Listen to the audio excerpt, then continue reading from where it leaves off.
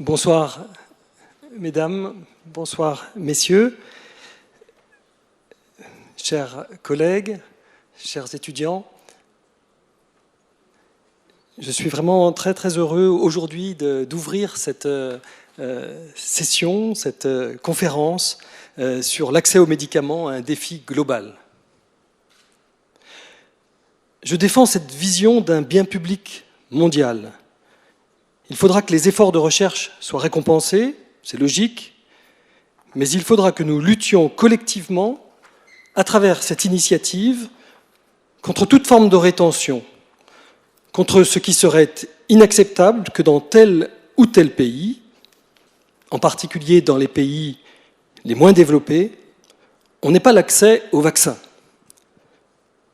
C'est le président français Emmanuel Macron qui, en juin 2020, a tenu ces propos.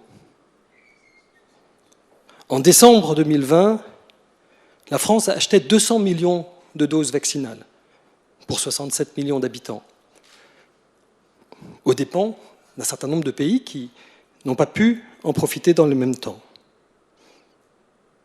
I have a dream. Ça, c'est Martin Luther King, août 1963. Oui, le rêve que je fais, c'est que tous les médicaments et diagnostics essentiels, ceux qui sont établis par l'Organisation mondiale de la santé et qui sont mis à jour, soient et deviennent des biens publics mondiaux. Et comment faire pour ça? Alors, Médecins sans frontières, avec son programme MSF Access, a donné de la voix pendant la pandémie. No Patent, le mouvement No Patent. C'est probablement pas seulement un problème de licence, en tout cas pour un grand nombre de ces médicaments essentiels ou de ces diagnostics essentiels, certains, un grand nombre, sont génériqués aujourd'hui. Et pourtant, ces médicaments ne deviennent pas des biens publics mondiaux. C'est extrêmement compliqué. On sent qu'il y a certainement le problème de la licence. Le panel indépendant de l'organisation, indépendant de l'Organisation mondiale de la santé, mais chargé de l'évaluation de l'organisation onusienne dans le cadre de la pandémie, avait vraiment proposé qu'on transfère les technologies, qu'on forme les personnes pour faire des vaccins, des traitements, des diagnostics sur le Covid dans tous les continents. C'est un défi global qui nous attend. Et ce petit livre qui est écrit par Pauline Londet et Jérôme Martin, ici présents, qui vont nous le résumer, nous le présenter, essaye d'adresser ces questions. Je prendrai juste un seul exemple, un exemple qui d'ailleurs fait partie de la troisième conférence, l'accès aux anticancéreux d'Alfredo Adeo tout à l'heure. L'exemple n'est pas nécessairement dans sa conférence. C'est un exemple que nous avons vécu avec l'équipe de Pierre-Yves Dietrich au HUG. Sur la maladie de Hodgkin, c'est un cancer des cellules sanguines et qui atteint les jeunes essentiellement. C'est un cancer qui est très grave. On en meurt sans traitement pratiquement dans 100% des cas. Pourtant, si vous avez une maladie de Hodgkin ici à Genève, à Paris ou à Londres, vous êtes quasiment considéré comme être atteint du cancer des chanceux, comme on dit parfois. C'est-à-dire que vous avez une espérance de vie qui est quasiment la même que celui qui n'a pas ce diagnostic. Si vous êtes au Brésil, 70% de survie. Si vous êtes au Mali, pratiquement 10-15% des chanceux, mais des chanceux qui ont l'accès aux médicaments. Et c'est compliqué parce que ces médicaments ne sont pas très très coûteux, ne sont pas très chers, c'est des anticancéreux, ils ne sont pas extrêmement difficiles à administrer. Il est vrai qu'on donne aussi des traitements rayonnants avec des machines qui sont compliquées dans nos pays, mais on fait fondre la tumeur, comme disent les oncologues, avant de donner la radiothérapie, et en général, on peut avoir une survie qui est de l'ordre de 70% au minimum, simplement avec le traitement médicamenteux. Ce traitement n'est pas accessible. Il n'est pas accessible, et quand bien même il serait accessible, il ne serait probablement pratiquement jamais donné parce qu'on ne fait pas le diagnostic de maladie de Hodgkin dans les pays à très faible niveau de revenus. Toute une chaîne qu'il faut reconstituer depuis le diagnostic jusqu'à l'expertise du diagnostic, jusqu'à la proposition du traitement, jusqu'au traitement, l'accès au traitement, l'administration des traitements, le suivi du traitement et de ses éventuels effets indésirables, et puis ensuite le suivi des patients pendant plusieurs années. Donc je voudrais maintenant laisser Pauline et Jérôme pour nous parler de combien coûtent nos vies, de l'accès aux médicaments, de ce défi global. Merci de votre attention.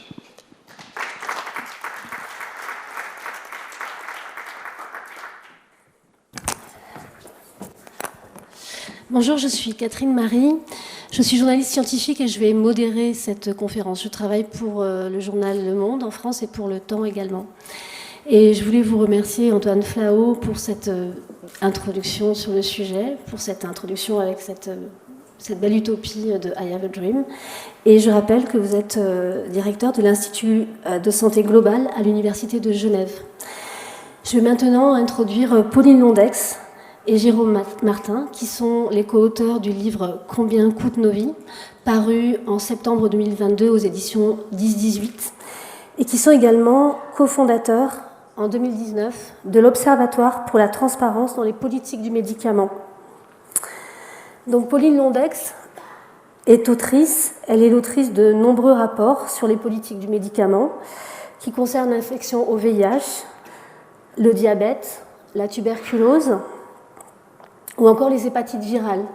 Et ces rapports ont été réalisés essentiellement pour des organisations non gouvernementales, mais également pour l'Organisation mondiale de la santé.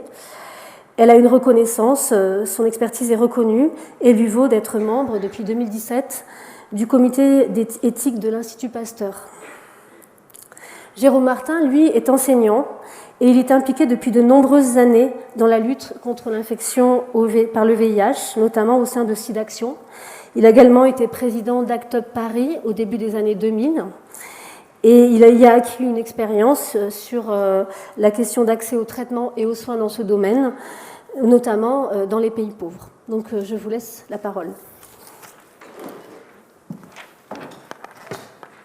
Bonsoir à tous et toutes.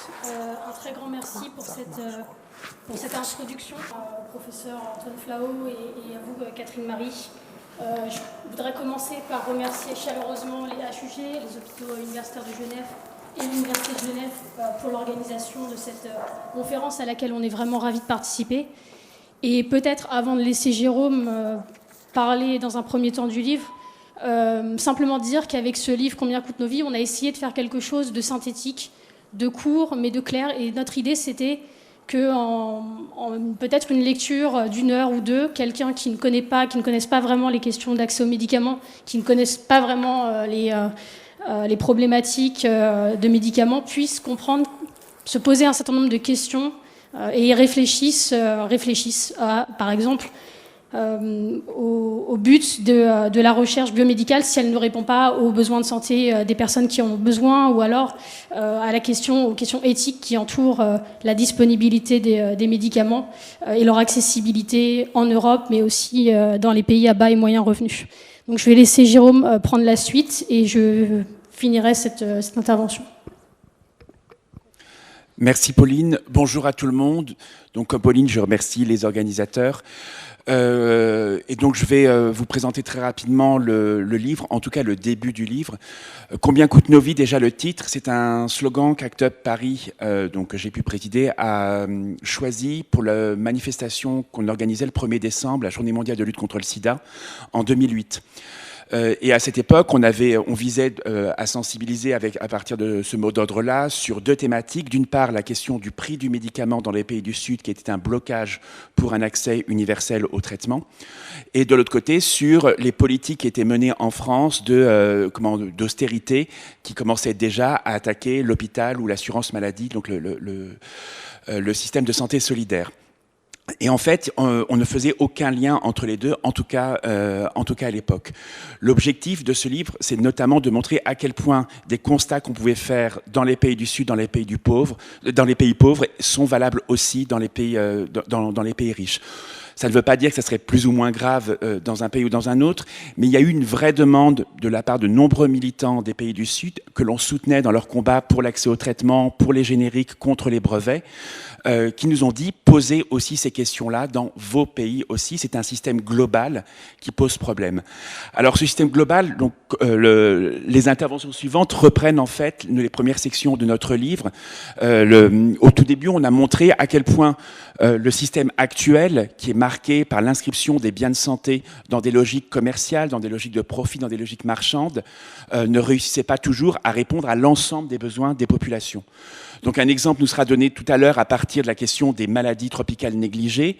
On peut aussi penser à d'autres aspects, y compris dans les pays tels que l'on connaît en Suisse, en France, par exemple, la question de l'endométriose, pour lequel il y a un immense retard, notamment dans la prise en compte, ainsi que dans les recherches données. Et donc, tout à l'heure, on remercie le professeur François Chapuis de décrire tout à l'heure cet exemple sur ces questions-là que nous mentionnons aussi dans le livre. Un autre aspect des problématiques, c'est donc, comme je l'ai mentionné, la question du prix des médicaments. L'exemple qui sera abordé, c'est l'accès à l'insuline au niveau mondial, où se pose aussi la question du prix. Comme je l'ai dit, c'est vraiment quelque chose qui est très, très balisé maintenant, notamment par la question de la lutte contre le sida, où on a pu montrer que les brevets, le monopole et les prix qui sont liés empêchaient une immense majorité des malades d'avoir accès au traitement et au traitement de référence en ce qui concerne le sida. Ça a aussi des conséquences dans nos pays. Quand donc on assiste à une explosion, une inflation des prix, notamment de ce qui nous est présenté comme innovation thérapeutique, on peut citer le cas du Zolgensma de Novartis, d'une filiale de Novartis, donc un traitement pour une maladie génétique très très rare, validé depuis, en tout cas en France, depuis 2 ans, et qui est en Suisse à 2,1 millions francs suisses l'injection pour un médicament qui a été développé par de l'argent public. Il a été développé par l'INSERM en France, donc Institut de recherche publique, ainsi que par l'argent caritatif du Téléthon, donc de l'argent venant de dons en grande partie défiscalisés. Et c'est aussi un des grands paradoxes de cette situation, c'est que ces prix extrêmement élevés, justifiés par des brevets, qui sont soi-disant légitimes parce qu'il y aurait une prise de risque et un investissement, on se rend compte qu'en fait, ces prises de risque et ces investissements sont en grande partie assurés par le public et par l'argent public. Et nous payons finalement les médicaments plusieurs fois pour leur phase d'élaboration, dans le remboursement des médicaments et dans d'autres types de situations dont on reviendra peut-être dans le débat. Donc on remercie vraiment David Béran de présenter l'exemple de l'insuline, et on rappelle par ailleurs que sur ces questions-là, l'organisation Santé Diabète, dont il est administrateur, réalise un immense travail sur la question de l'accès à l'insuline, notamment dans des pays d'Afrique. Et le dernier point que l'on déclinait donc dans les premières sections de notre livre, c'est la question des pénuries, et qui sont de plus en plus fréquentes. Alors en France, elles ont été multipliées par 6 en 10 ans, les signalements effectués. Et on voit bien qu'en Suisse, même si les critères pour notifier à l'Agence du médicament ne sont pas les mêmes qu'en France, il y en a énormément. J'ai vu dans les derniers articles datant d'hier ou d'avant-hier 650, et j'étais vraiment frappé à quel point ça devenait, en Suisse comme en France, un sujet d'article pratiquement quotidien dans des grands médias. Là, en Suisse, on compte, comme en France, comme aux États-Unis, comme au Canada, comme en Australie, des pénuries ou des tensions sur l'amoxicilline, un antibiotique. On compte aussi sur un anti-inflammatoire. Il y a eu des pénuries et des tensions sur des médicaments contre l'épilepsie, contre le maladie de Parkinson. Et on aura donc, par le docteur Alfredo Adeo, l'exemple de l'impact que ça peut avoir en matière de traitement du cancer.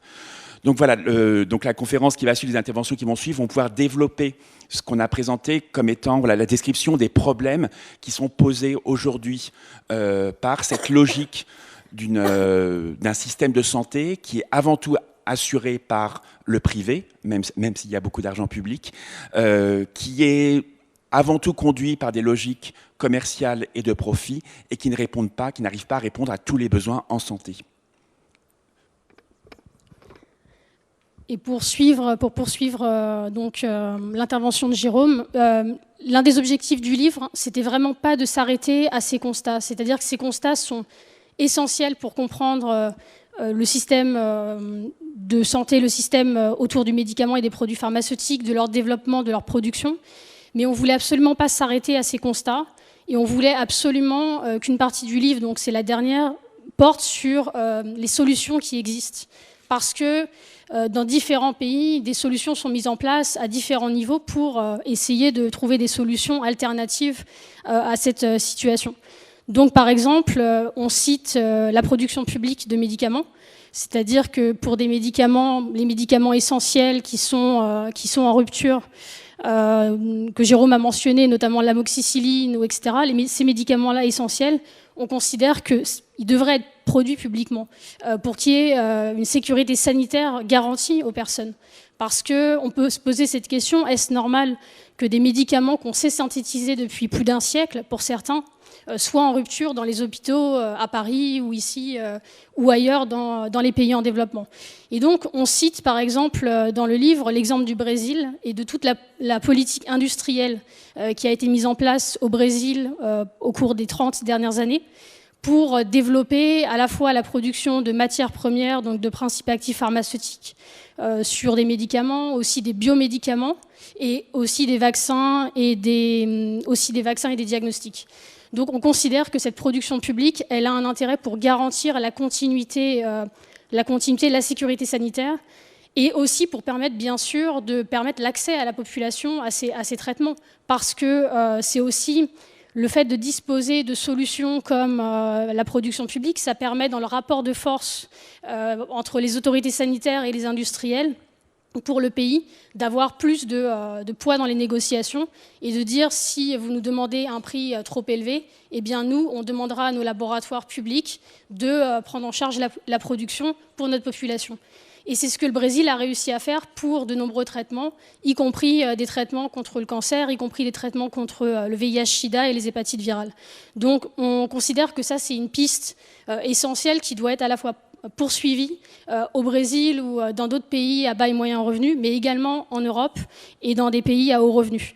David, tout à l'heure, en parlera certainement, mais la question de l'insuline est vraiment symptomatique, puisque aux États-Unis, alors que l'insuline a été découverte il y a 100 ans, eh bien, il y a un problème d'accès à l'insuline. Est-ce éthique que le fruit de la recherche scientifique n'arrive pas aux personnes qui en ont besoin? C'est vraiment une des questions qu'on essaye de poser dans le livre. On pose également la question des opportunités que pourrait représenter la production, disons la relocalisation en Europe d'une partie de la production, mais on parle de l'Europe parce que c'est notre ancrage, c'est là où on est, nous, physiquement, c'est pas par dogme particulier, mais en tout cas, on pense que sur les questions environnementales, il y a un enjeu aussi à réfléchir à d'autres moyens plus éthiques peut-être de prendre en charge la production pharmaceutique. Parce que aujourd'hui, 80% des principes actifs pharmaceutiques sont produits en Chine et en Inde. Ça veut dire que ces pays absorbent la pollution qui est liée à la production de ces médicaments. Donc c'est leur population qui absorbe cette pollution pour produire nos médicaments. Donc pour nous, il y a aussi une question environnementale et éthique à poser cette question une relocalisation ou une production qui serait différente, à la fois pour permettre un accès meilleur aux populations, mais aussi pour lutter, pour en tout cas répondre à des enjeux environnementaux. Et enfin, il y a une autre question qui nous paraît fondamentale, c'est bien sûr le danger que représente l'ultra-concentration de la fabrication des principes actifs pharmaceutiques dans uniquement une région du monde, avec les conflits qu'on connaît, la guerre en Ukraine, les conflits entre la Chine et Taïwan. Voilà, on a aujourd'hui une dépendance quasi totale sur certains médicaments vis-à-vis de ces pays. Par exemple, l'amoxicilline dont on parlait tout à l'heure, les principes actifs d'amoxicilline, les producteurs, il n'y en a qu'une poignée qui sont concentrés en Chine, principalement. Donc si demain la Chine, pour une raison ou une autre, arrête les exportations, eh bien, ça aura un impact immédiat sur les stocks disponibles dans les hôpitaux à Genève ou à Paris.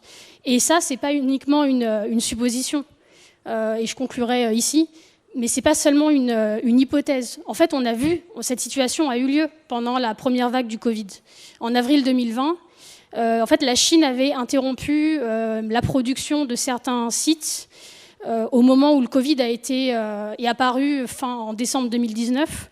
Et donc, ça a ralenti la production de certains sites. Et ça, cette interruption de la production de la matière première pendant plusieurs semaines, eh bien, on en a vu tout de suite quasiment l'impact dans les hôpitaux parisiens où du jour au lendemain, quasiment, il n'y avait plus de midazolam et de curare qui étaient utilisés dans les services de réanimation.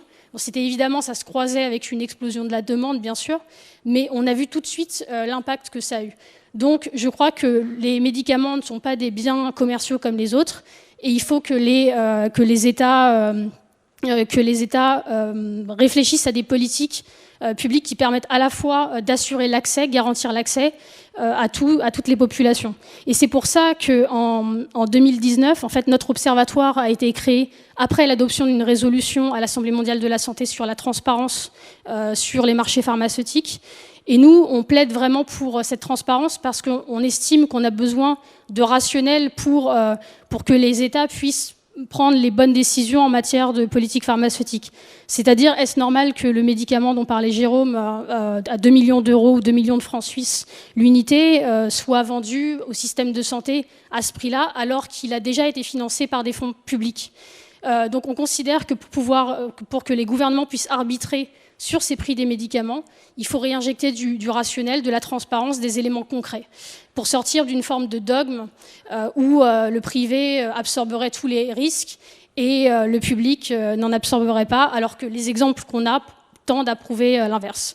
Donc je m'arrêterai ici, mais l'idée autour du livre, c'était vraiment de se dire chacun et chacune a un rôle à jouer sur ces questions d'accès aux médicaments. D'autres choses sont possibles. On peut s'inspirer de modèles qui fonctionnent dans d'autres pays. Et ce n'est pas une fatalité. On pense vraiment que les décideurs politiques en Europe, en Suisse, en France, peuvent faire changer les choses pour que les médicaments soient accessibles à tous et à toutes. Merci. Merci Pauline Londex et Jérôme Martin pour cette présentation qui a permis de comprendre en fait que ces problématiques, elles sont générées par un système qui est fondé sur le fait que les médicaments sont des produits commerciaux et que ce problème aussi est un problème global qui est présent aussi dans les pays du Nord. Et donc maintenant je vais introduire les présentations suivantes, les intervenants suivants. Donc l'intervenant suivant, c'est Françoise Chapuis, qui est chef du département de médecine de premier recours et chef du service de médecine tropicale et humanitaire des hôpitaux universitaires de Genève. Il va parler du défi posé par les maladies tropicales négligées. Oui, bonsoir tout le monde. 10 minutes pour le défi de l'accès aux médicaments pour les maladies tropicales négligées, c'est pas tout simple. Je me suis permis de mettre également le logo de Médecins sans frontières. J'y ai travaillé un peu moins de 20 ans. Mais la raison pour laquelle je l'ai fait, c'est que une grande partie de la discussion va concerner finalement une maladie sur laquelle j'ai travaillé lorsque je travaillais avec eux. Je partageais mon temps avec les HUG. Les maladies tropicales négligées, elles ont des caractéristiques communes qui sont résumées là dans ce document de l'OMS. Sont clairement un indicateur de pauvreté et d'exclusion. Elles touchent des populations peu visibles, qui ont peu de poids politique. Elles entraînent souvent une stigmatisation et discrimination, soit comme marqueur de pauvreté, soit parce que certaines des maladies provoquent des lésions en fait cutanées comme la lèpre ou la leishmaniose cutanée ou l'ulcère de Buruli, qui sont très discriminantes. Elles ont un impact important sur la mortalité et morbidité lorsqu'elles sont groupées ensemble, et ça a été d'ailleurs le principe de regrouper ces maladies, c'était que pour leur donner finalement un impact comparable à la malaria ou le VIH ou la tuberculose, parce que prises indépendamment, elles n'avaient pas évidemment suffisamment d'impact pour attirer de l'argent pour de la recherche ou des programmes. Donc elles intéressent relativement peu la recherche, je vais revenir là-dessus. Et il existe des solutions efficaces et réalistes pour les combattre, soit pour les prévenir ou éventuellement pour certaines pour les éliminer. Il y a ces fameux articles qui sont connus dans ce domaine, on appelle de fatal imbalance, c'est le déséquilibre finalement entre le poids en fait des maladies infectieuses négligées qui regroupent les maladies tropicales négligées au sens strict et la malaria et la tuberculose par exemple, qui représentent 11 à 12% du poids global des maladies sur la planète et pour lequel le nombre de nouvelles entités médicamenteuses, de nouvelles entités chimiques, de nouveaux médicaments entre dans la période 75-99 représentant 1,1% et dans les années 2000 à 2011, 1,2%. Donc c'est clair qu'il y a un déficit de production de nouveaux médicaments pour ces maladies. Alors qu'est-ce que c'est ces maladies? C'est un ensemble d'une vingtaine de maladies, la plupart infectieuses, l'exception étant les envenimations par morsure de serpent.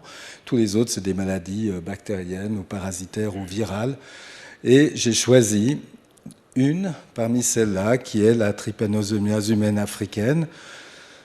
Voilà, moi c'est un petit peu, j'ai l'esprit de Noël, j'avais envie de vous parler d'une histoire qui se termine bien. Voilà. Parce que ce n'est pas le cas pour toutes. Alors la maladie du sommeil, c'est une maladie strictement présente en Afrique subsaharienne. Elle est dépendante aussi de la présence de son vecteur, la mouche tsetse.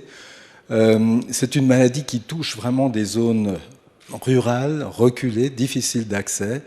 Et c'est un parasite qui, une fois qu'elle est inoculée, va dans un premier temps envahir le système lymphatique et sanguin. Et après quelques mois ou quelques années, il va passer ce qu'on appelle la barrière hémato-encéphalique, c'est-à-dire qu'il va pénétrer dans le cerveau et produire des lésions cérébrales multiples avec des problèmes neurologiques ou psychiatriques très divers. D'ailleurs, pour faire la distinction entre ces deux stades, il est nécessaire de faire une ponction lombaire à toutes les personnes diagnostiquées avec cette maladie.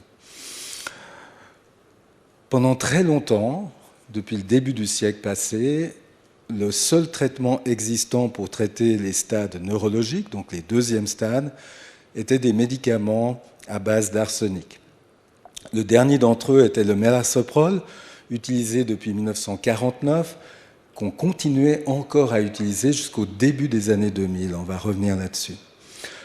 Il avait multiples effets secondaires, mais parmi ceux-ci, le plus redouté était la survenue brusque d'une hémorragie cérébrale ou d'un œdème cérébral qui était présent dans 5 à 10% des patients qu'on traitait et qui était mortel dans à peu près 50%. Donc vous imaginez qu'est-ce que ça représente par exemple pour des programmes, ici c'était un programme MSF, mais c'était le cas évidemment pour les programmes du ministère de la Santé, de ramener les corps en fait dans les villages là où le dépistage avait été fait quelques jours auparavant.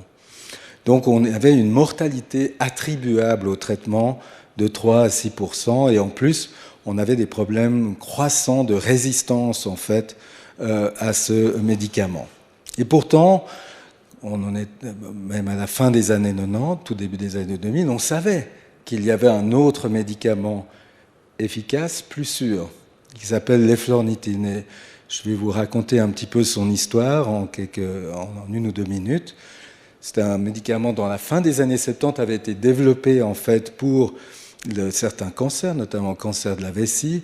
Il était étudié dans ce centre, le Merrell International Research Center à Strasbourg. Et puis, assez rapidement, il y a un Cyrus Buckley, qui est un chercheur en fait aux États-Unis à New York, a testé cette molécule chez la souris et a vu qu'elle était vraiment efficace pour la maladie du sommeil. Dans la partie du haut de cette slide, on a les différentes fusions-acquisitions des pharma, les fabricants en fait de ces molécules. Donc ici Dow Chemicals qui a absorbé pour devenir Mereldo. Simon von Nieuwenhove, c'est un médecin flamand qui travaillait au Sud-Soudan à cette époque et puis qui traitait les gens avec la maladie du sommeil. Donc il faisait face à des problématiques de résistance déjà aux dérivés d'arsenic. Et puis, avec un de ses copains, ils sont allés à Strasbourg voir les scientifiques de Mereldo et puis ils ont bourré leurs valises d'efflornithine à consommation péroce. Ils sont retournés au Sud-Soudan, ils ont traité une vingtaine de patients et la majeure partie d'entre eux ont guéri. C'était la première utilisation sous forme orale du médicament. Puis le médicament a été développé sous forme intraveineuse. Peu après, fusion avec Marion Laboratories, dont le CEO d'ailleurs a beaucoup décrié en fait tout ce programme de recherche sur l'efflornithine. Et puis l'efflornithine a été enregistrée par la FDA américaine, puis en Ouganda 3 ans plus tard, mais toujours produit au compte-gouttes, à un prix très onéreux, et donc jamais disponible pour les patients sur le terrain.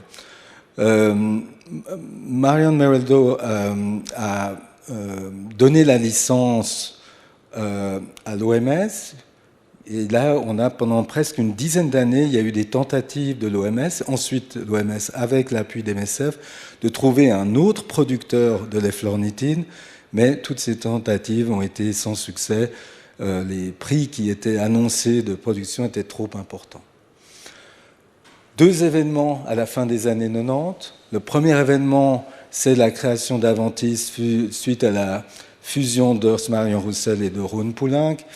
Et là, Aventis s'est retrouvé finalement avec dans son portfolio les 3 médicaments principaux contre la maladie du sommeil, la pentamidine, le mélarsoprol et l'efflornithine, avec des premiers contacts pris avec l'OMS. Et puis l'autre événement, c'est la commercialisation aux États-Unis d'une crème cosmétique qui s'appelle Vanica, qui est toujours commercialisée d'ailleurs, qui est de l'efflornithine, mais en pommade pour lutter contre la pilosité féminine.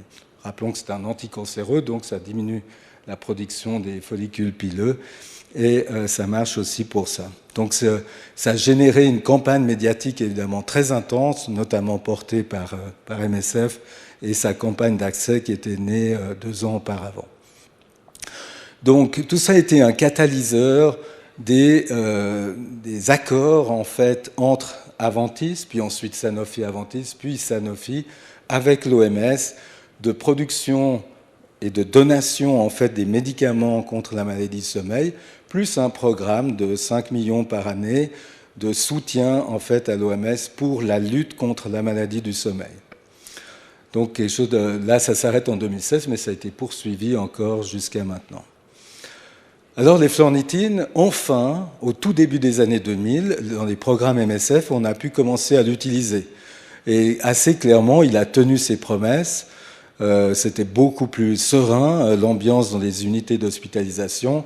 La mortalité était de l'ordre de 1% dans les patients traités, avec moins de 10% de rechute. Donc c'était un succès, mais malheureusement, il y avait des tels problèmes logistiques en fait pour utiliser ce traitement, puisque c'était 56 perfusions réparties sur 14 jours.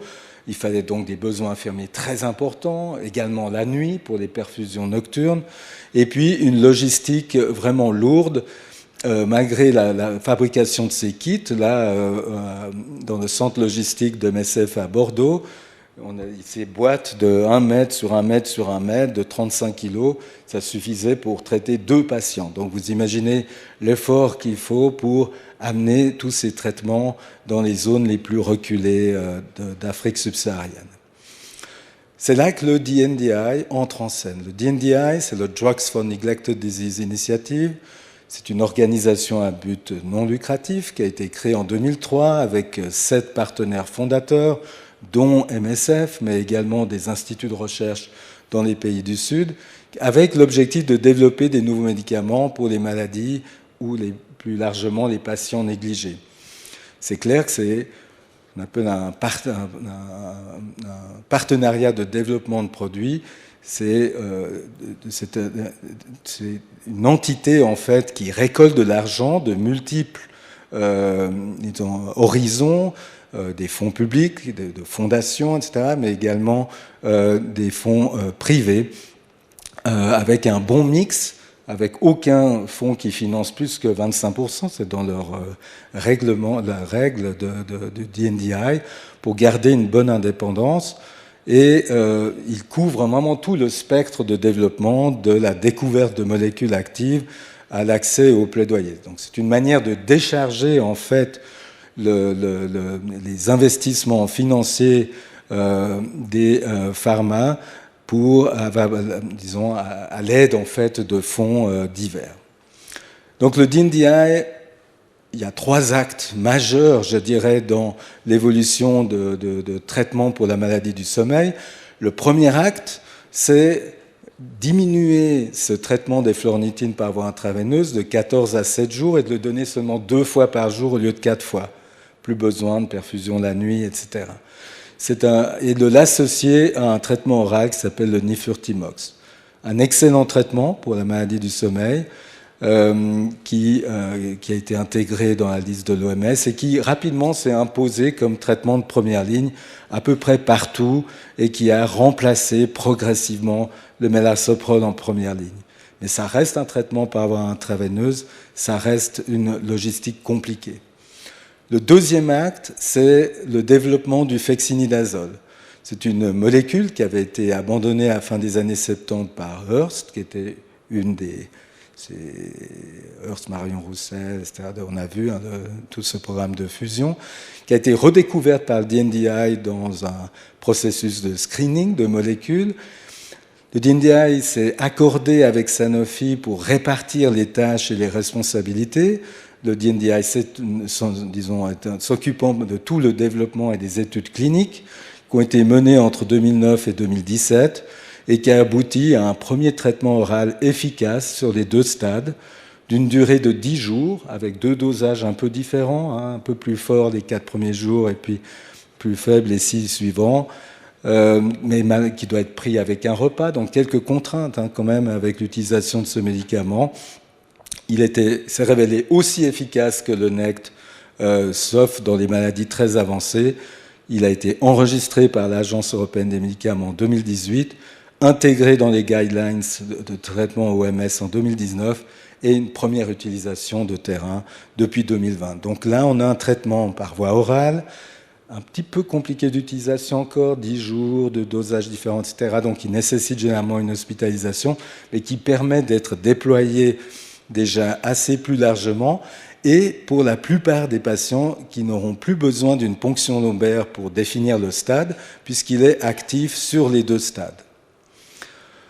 Et puis le troisième acte, c'est un troisième acte, il est actuel, puisque la publication phare, elle a été publiée la semaine passée, ou il y a 2 semaines. C'est l'acosiborol, un autre traitement oral qui cette fois se donne en dose unique, 3 comprimés, qui peut être pris à jeun. Et vraiment, les résultats de cette étude sont très très prometteurs, efficaces sur les 2 stades, il apparaît sûr. Il va être testé encore sur un beaucoup plus grand nombre de patients, c'est ce qu'on appelle les suspects sérologiques, c'est des gens qui ont des anticorps mais dont on n'a pas prouvé l'infection, mais ça a un rôle très important dans le processus d'élimination de la maladie. Et donc c'est en cours, il y aura évidemment toutes les étapes d'enregistrement, d'intégration dans la liste médicaments essentiels, etc. Mais tout ça va se faire dans les années qui viennent. Donc c'est une excellente nouvelle, c'est un troisième acte, troisième révolution, on peut dire, dans le traitement de la maladie du sommeil. Et c'est clair que le développement de ces médicaments, les fluornitines, puis le NECT, etc., a beaucoup contribué à favoriser le contrôle de la maladie, puisque c'est le principe même du contrôle, c'est de diminuer le réservoir du parasite, et l'humain étant le principal réservoir pour la forme d'Afrique de l'Ouest et centrale de la maladie du sommeil.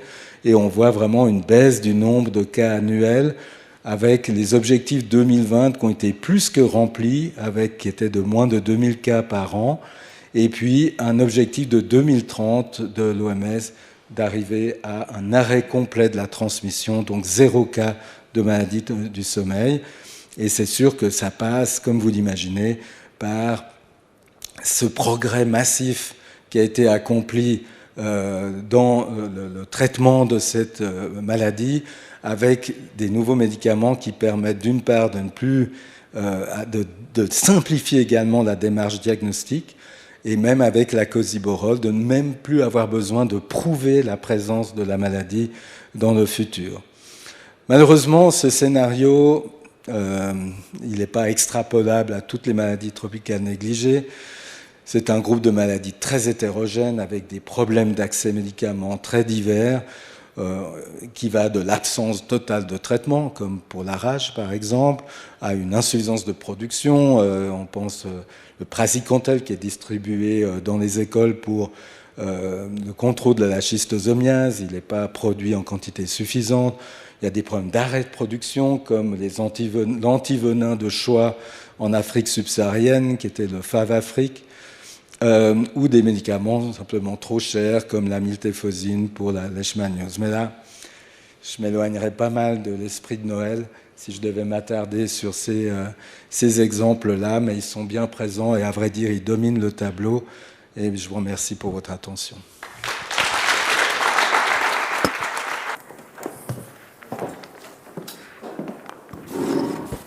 Je remercie François Chapuis pour cette passionnante présentation qui permet de vraiment comprendre comment un médicament, comment un médicament peut devenir pleinement accessible et comment le système aussi qui le développe et le rend accessible détermine cette accessibilité. Et c'est vraiment un exemple, je pense, très, très parlant et très emblématique de cette question de l'accès.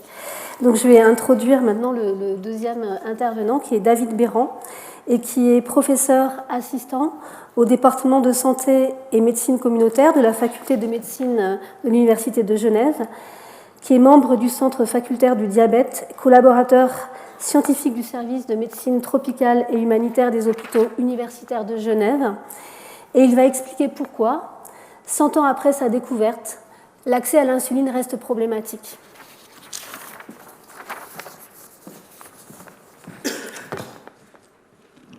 Merci beaucoup, bonsoir à tous et à toutes. Donc pourquoi, 100 ans après la découverte de l'insuline, cette problématique persiste? Donc très rapidement, l'insuline c'est quoi? L'insuline est une hormone normalement fabriquée par le pancréas qui contrôle le taux de sucre dans le sang. Et pour les personnes qui ont le diabète de type 1, c'est une question de vie ou de mort. Donc sans insuline, ces personnes vont mourir très rapidement. Tandis que pour les personnes avec le diabète de type 2, l'insuline est seulement nécessaire pour un meilleur contrôle. Donc, je vais vous présenter cette problématique en 6 chiffres.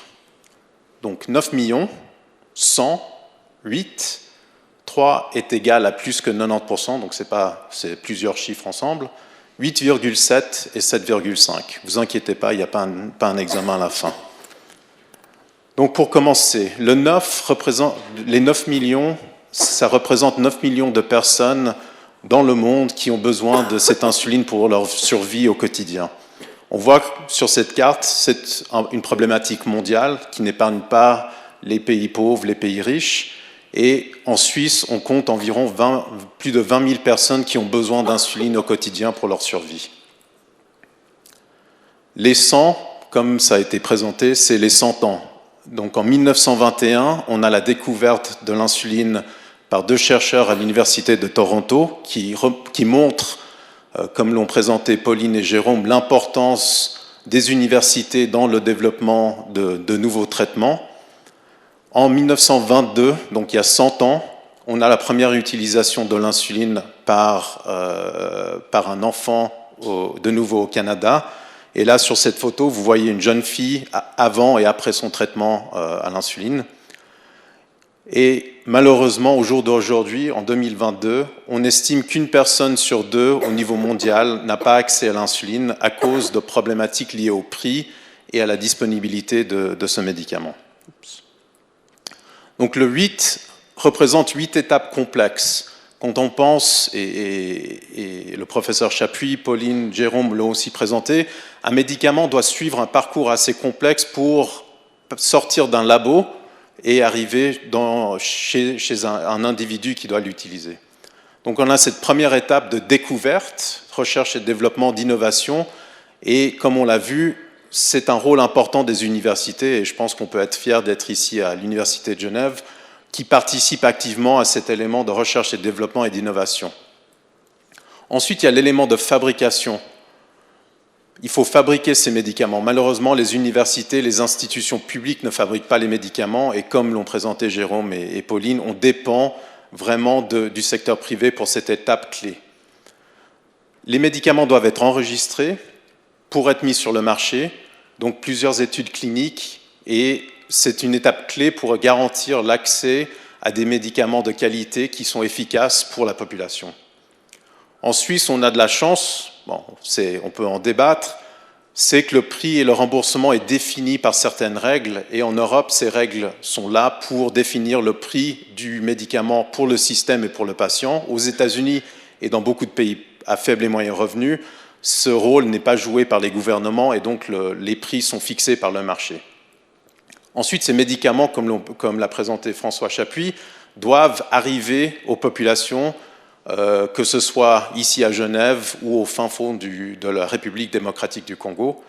Et enfin, en bout de chaîne, c'est vraiment le rôle du système, donc cette interaction entre un individu et un soignant pour obtenir une ordonnance, une prescription, ensuite d'aller à la pharmacie, pouvoir obtenir ce médicament qui est des fois pas disponible ou trop cher, et enfin de l'utiliser correctement à la maison. Et donc, ces 8 étapes, à chaque étape, une difficulté en plus par rapport à cette problématique d'accès. Donc le 3, c'est 3 fabricants, et donc ça rejoint cet élément de monopole du marché. Donc 3 fabricants au niveau mondial contrôlent 99% du marché de l'insuline en termes de valeur, donc en termes de francs, dollars et euros d'insuline, et 96% du volume en termes de litres ou de flacons d'insuline. Et donc, est-ce que c'est acceptable de se dire que la majorité de l'insuline et de ce marché est dominée par 3 fabricants? Et qu'est-ce que ça veut dire par rapport au marché et à la sécurité de l'approvisionnement de ce médicament qui est nécessaire pour 9 millions de personnes tous les jours?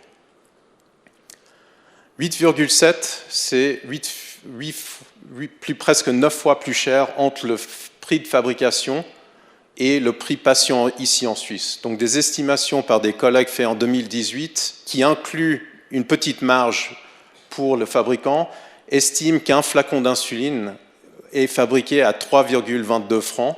Ce même flacon est vendu à 28,25 francs ici en Suisse en pharmacie. Donc est-ce que c'est acceptable d'avoir cette différence de prix? Mais ce prix, en Suisse, on pourrait se dire, on a un système qui fonctionne encore, mais qu'en est-il des pays plus pauvres? Et là, c'est plus choquant, c'est de se dire qu'au Mali, un employé public qui gagne le salaire le plus bas du secteur public doit travailler 7,5 jours pour pouvoir acheter un flacon d'insuline. Donc cette personne doit travailler plus d'1 semaine pour pouvoir s'acheter un médicament, et ça n'inclut pas les autres coûts. L'insuline est un liquide qui doit être injecté, les consultations, les tests, etc. Et donc, est-ce que, de nouveau, dans un contexte comme le Mali, ce prix est acceptable? Donc, pour conclure, on fait vraiment face à une situation inéquitable par rapport à un médicament qui a été découvert il y a 100 ans. Le brevet a été vendu à $1 canadien symbolique à un des fabricants qui continue à avoir un peu la main mise sur ce marché. Mais on fait face aussi à une problématique complexe où il y a un rôle du secteur privé. Et quel est ce rôle? Ça, on peut en débattre. Aussi, comme l'a présenté Pauline et Jérôme, quels sont les rôles de nos gouvernements ou des gouvernements au sens large, et aussi d'avoir une société civile engagée. Et je vais terminer ma présentation par une citation du livre de Pauline et de Jérôme. Dénoncer ce qui est injuste est une première façon de résister, même lorsque tout semble perdu. Et même lorsque tout semble perdu, il faut se rappeler que rien n'est véritablement irréversible en matière de politique. Dans cette résistance, chacun a un rôle à jouer. Et je pense que d'un côté, on a cette situation inacceptable que 100 ans après la découverte d'un médicament, ce médicament n'est pas disponible pour tous. Et d'un autre côté, cet élément, ce rôle à jouer, c'est un rôle pour le secteur privé, pour les gouvernements et aussi pour la société civile. Merci.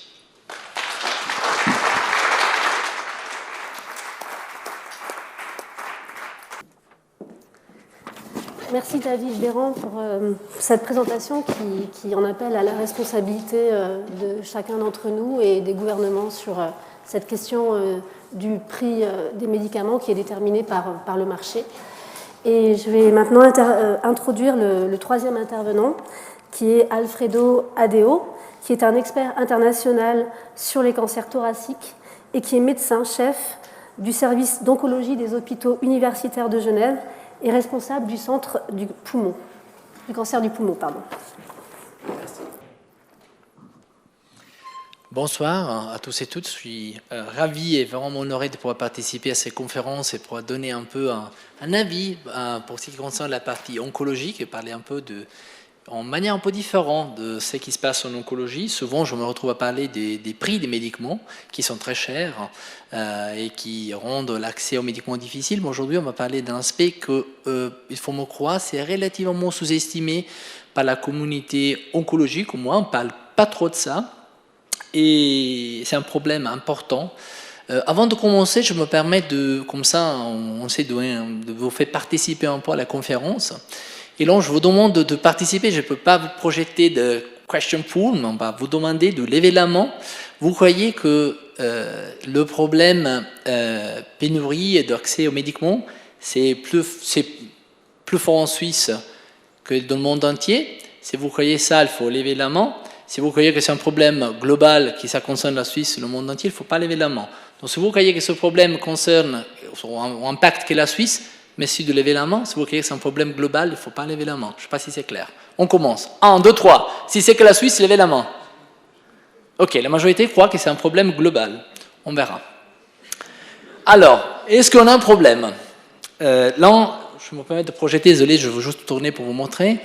Là, on commence à dire que toutes les données qu'on a, ce sont des données qui sont récupérées à droite et à gauche, c'est-à-dire qui sont souvent des surveys, des données collectées par des questionnaires. Là, ça montre déjà, au niveau global surtout, ça montre déjà la difficulté de récupérer des données pour avoir une claire vision de la difficulté. Est-ce qu'il y a un vrai défi? Est-ce qu'il y a une vraie pénurie des médicaments en oncologie? Vous voyez qu'en gros, dans l'île, il y a un peu l'évolution de la pénurie, donc c'est un problème global, donc qui n'a pas levé la main vers raison, mais c'est un problème aussi suisse. Et peut-être on pense que la Suisse est très riche, on n'a pas ce problème-là en oncologie, mais ce n'est pas le cas. Et vous voyez qu'il y a une évolution, il y a clairement beaucoup de médicaments qui sont impactés par des pénuries, mais les médicaments anticancéreux sont bien impliqués. Et après, on voit que clairement, il y a des évolutions pendant les années. C'était un peu plus fort en 2017 plutôt qu'en 2018, mais en gros, ça reste un problème important. Et là, de nouveau, là, c'est pour répondre à la question, que c'est un problème suisse ou un problème mondial, mais vous voyez que le shortage, la pénurie des médicaments, c'est un peu un problème global qui concerne la Suisse et les autres pays, et ce n'est pas nécessairement lié au coût des médicaments. Il ne faut pas imaginer que, après on verra, c'est beaucoup plus compliqué, et c'est pour ça que c'est peut-être difficile d'arriver à développer des politiques très claires pour éviter le problème. Là, c'est juste, de nouveau, il y a plein de papiers, vous pouvez aller consulter, là c'est un papier où ils ont montré que déjà c'était fait, c'est des questionnaires remplis par des pharmaciens oncologiques aux États-Unis et par des oncologues. En gros, ils ont marqué s'il y avait des difficultés à récupérer certains médicaments antitumoraux ou anticancéraux. Et j'essaie de vous le montrer comme ça, sinon je n'arrive pas à vous le montrer. Là, on voit si j'arrive. Ah, ouais, là, c'est quand il n'y a pas des pénuries. De ce côté-là, c'est quand il y a des manques de médicaments. Et là, pour qui ne connaissent pas les médicaments oncologiques, pour vous garantir que ce sont des molécules qu'on utilise d'habitude, ce ne sont pas des nouvelles molécules très compliquées à obtenir, ce sont des molécules très efficaces, qui ont été très efficaces en oncologie, ça fait 20 ans, 30 ans qu'on a ça. Et là, en gros, il y a eu plusieurs épisodes de pénurie de ces molécules qui ont fait que, d'un l'autre côté, pour répondre au problème, qu'est-ce qui se passe quand on a une pénurie? qu'est-ce qui se passe quand l'oncologue il veut donner un traitement à un patient, parce que ça fonctionne comme ça. Aujourd'hui, je vois un patient, on peut parler de l'lymphome d'Hodgkin, on imagine, je veux donner un traitement, la doxorubicine, on prend l'exemple comme ça au pif, et je contacte mon pharmacien et il me dit mais on l'a pas, il faut attendre. Alors de nouveau, on a un patient qui doit être traité de manière immédiate, urgente. On a quelqu'un qui doit comprendre pourquoi on n'a pas le médicament, donc il doit entre guillemets dédier son temps pour contacter la boîte pharmaceutique, pour contacter les autres pharmacies, pour voir de le récupérer. Est-ce qu'il y a un retour stock? Est-ce qu'il y a un problème avec le manufacturer? Il y a plein de questions. Et après, l'oncologue, parfois, dans certains pays, peut décider, je n'ai pas ce médicament-là qui est le bon médicament, mais je vais utiliser un médicament différent qui peut être efficace, mais c'est moins efficace que le médicament qu'on aurait dû donner, parce qu'on est pressé pour traiter le patient, pour traiter la maladie. Après, là, c'est extrêmement intéressant, c'est de nouveau pourquoi on a ça. Est-ce qu'on arrive à comprendre pourquoi en oncologie, en Suisse et dans le monde entier, on a des difficultés à récupérer le médicament? Et ce n'est pas si simple. Après, je vais vous montrer dans les détails, avec les pourcentages, qu'est-ce qui se passe. Est-ce que c'est un problème de coût? Pas nécessairement. Souvent, les médicaments qui ne sont pas disponibles ne sont pas les plus chers. C'est exactement le contraire. Parce que parfois, et c'est déjà arrivé dans certains pays, parfois on dit mais il faut juste négocier le prix s'ils sont trop chers. Et après, on peut avoir des médicaments au bon marché. Parfois, ça, c'est pas nécessairement là très utile, parce qu'il y a eu des cas dans certains pays européens. Par exemple, pour certains médicaments, le prix était trop bas, que la boîte pharmaceutique a décidé d'arrêter de produire ce médicament dans ce pays-là. Et ce qui se passe, c'est qu'après, il faut aller réparer le médicament ailleurs. Et là, c'est faisable. Après, le coût est plus cher, ça prend plus de temps pour l'avoir. Et ce n'est pas nécessairement dans la politique, parce que pour moi, je ne suis pas un économiste. Peut-être dans ma tête, je dis, mais c'est mieux de négocier le prix le plus bas, le mieux possible. Il faut être très attentif. Parfois, trop bas, ça pourrait être en défaveur du patient, en défaveur de ce qu'on fait. Et là, de nouveau, juste un morceau pour notre partie, juste pour dire, c'est pas que les adultes, c'est pas que le cancer des adultes, c'est aussi le cancer des enfants. Donc, c'est vraiment un truc qui peut toucher les adultes et les enfants. Et là, de nouveau, c'est l'impact, c'était notre rapport, notre papier qui a été publié. Là, c'est juste pour montrer que les plus attentifs à l'épénurie sont souvent les pharmaciens et pas nécessairement les oncologues. Parce que c'est clairement... Après, j'ai un conflit d'intérêt. Ma femme est pharmacien, mais elle n'est pas là. Donc, c'est pour ça que je dis ça, mais elle n'est pas là, même si j'ai un conflit d'intérêt majeur. Mais c'est vrai, ils sont les plus attentifs, parce que c'est clair, c'est les pharmaciens qui s'occupent de récupérer, de commander, de livrer, etc. Donc, ils ont vraiment l'impression, ils se rendent bien compte du problème. Et là, vous voyez, de nouveau, j'essaie de vous montrer, là, c'est les médicaments, ils ont déclaré les médicaments où il y a eu des retours stock, ou dans tout cas des pénuries. Là, c'était déclaré en bas par les pharmaciens, et là, c'est pour les oncologues. Il n'y a pas nécessairement une correspondance très claire, mais c'est plutôt les pharmaciens qui ont déclaré plusieurs médicaments.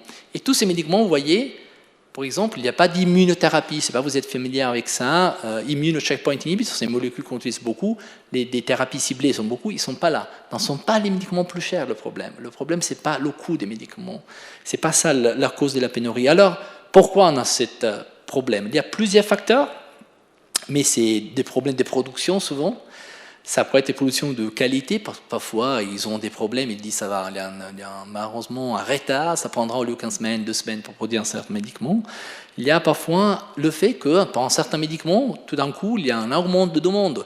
Et la boîte pharmaceutique qui produit la molécule n'est pas capable de reprendre cette demande, et il y a un pénurie. Après, pénurie, ça ne veut pas dire qu'on n'a plus accès au médicament jamais, ça veut dire qu'au lieu de l'avoir aujourd'hui disponible, il faut attendre 1 mois, 2 mois, 3 mois, et ça a un impact avec des patients qui attendent leurs médicaments. Et après, parfois c'est arrivé, je portais l'exemple de certains pays où le manufacturier, la boîte pharmaceutique a décidé, moi ça ne me convient pas du tout de produire ce médicament là-bas, bon, j'arrête de produire le médicament en France, en Suisse, en Italie, et bon, tant pis, après à vous de vous débrouiller pour récupérer le médicament.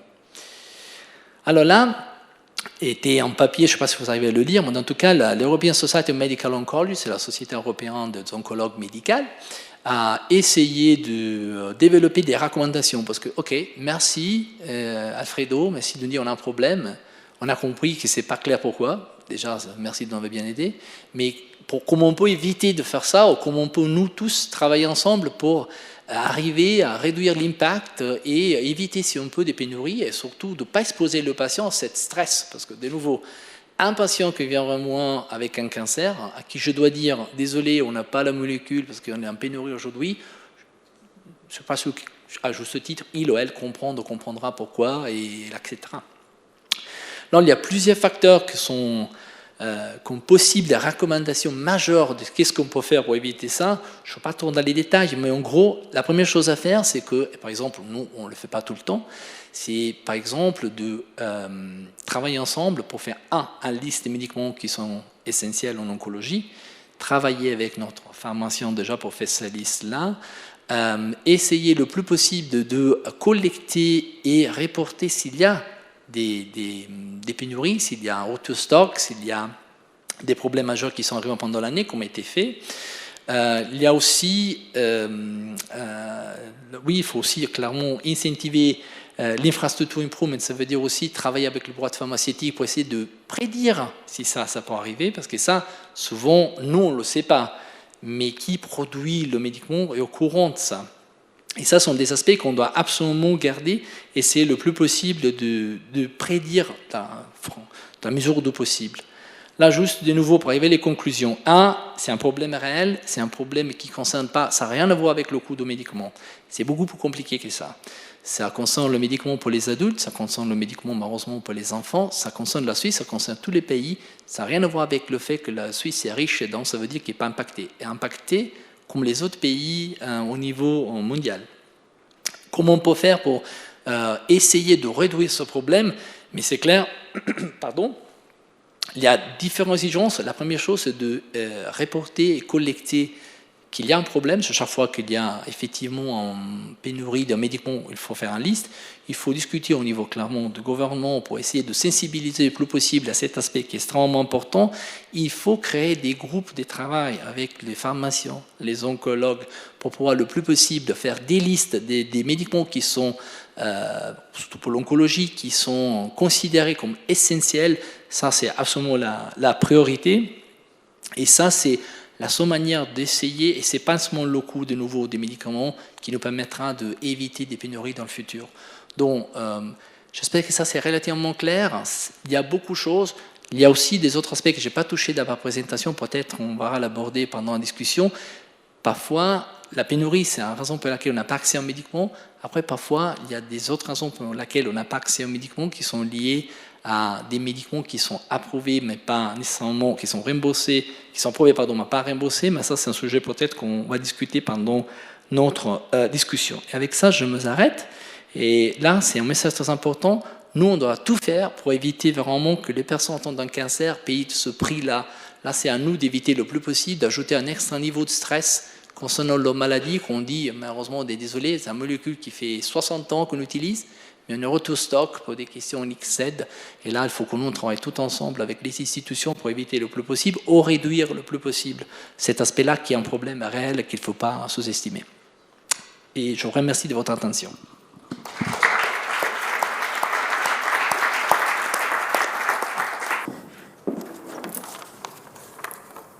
Je vous remercie, Alfredo Adeo, pour cette présentation qui apporte un éclairage inédit sur la problématique de l'accès aux médicaments dans les pays du Nord, en mettant l'accent sur la question des pénuries, la complexité aussi des causes, des facteurs en cause, avec ces questions aussi de la régulation, par exemple, de l'accès et de toute la chaîne en fait, de production qui est en jeu et qui est traitée en détail dans le livre de Pauline Londex et de Jérôme Martin. Et après ces présentations qui ont permis de faire un tour d'horizon de cette question et qui ont permis vraiment de comprendre, je pense, cette problématique en traitant les aspects du système, les aspects liés aux pénuries, les aspects liés aux coûts qui sont donc traités dans ce livre. Le débat est désormais ouvert avec le public et donc je vais proposer aux différents intervenants de prendre place pour qu'il puisse y avoir des interactions avec le public. Je vous propose pour lancer le débat de commencer par poser une question et puis ça vous permettra à vous de prendre le relais sur ces questions. Donc c'est vrai que la question d'accès aux médicaments, traditionnellement, dans notre représentation des choses, on a l'habitude de l'associer aux problèmes aux pays du Sud, en fait. Et là, cette conférence débat montre vraiment que le problème est global, il est systémique et qui touche aussi les pays du Nord. Donc, pourquoi est-ce qu'il y a ce problème dans les pays du Nord alors qu'en fait on n'en a pas conscience, notamment sur des médicaments qui sont vitaux comme le cancer du poumon? Est-ce que l'un d'entre vous souhaite répondre à cette question?